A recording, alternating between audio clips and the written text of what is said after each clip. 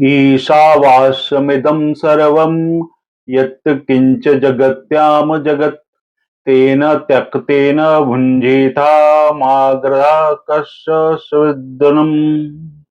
ये ईशावास्योपनिषद का श्लोक एक है, जिसकी व्याख्या हम करेंगे। ईशावास्यमिदं सर्वम का अर्थ है यह सारा जगत परमेश्वर से व्याप्त है। यत किंच जगत्याम जगत, जगत्याम जगत का अर्थ है जो कुछ भी इस जगत में विद्यमान है। इसका मतलब है कि चाहे वो चेतन हो या अचेतन, जीव हो या निर्जीव, सब कुछ परमेश्वर की शक्ति से ही गतिमान है। तेन त्यक्तेन भुंजीता, तेन त्यक्तेन का अर्थ है उन परमेश्वर का त्याग करके। इसका मतलब है कि हमें भोग पदार्थों को अपना नहीं बल्कि परमेश्वर का प्रसाद समझकर उनका उपयोग करना चाहिए।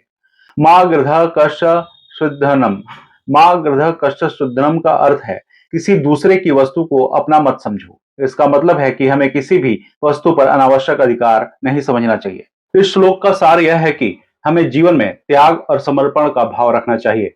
हमें यह समझना चाहिए कि यह सारा जगत परमेश्वर का है और हमें जो कुछ भी प्राप्त होता है वह परमेश्वर का ही प्रसाद है।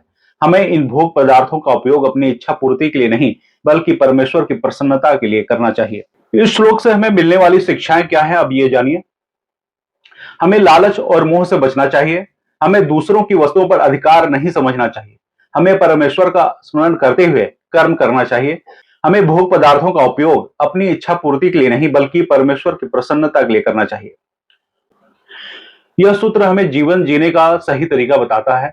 हमें इस श्लोक का पालन करके अपने जीवन को सार्थक बनाना चाहिए।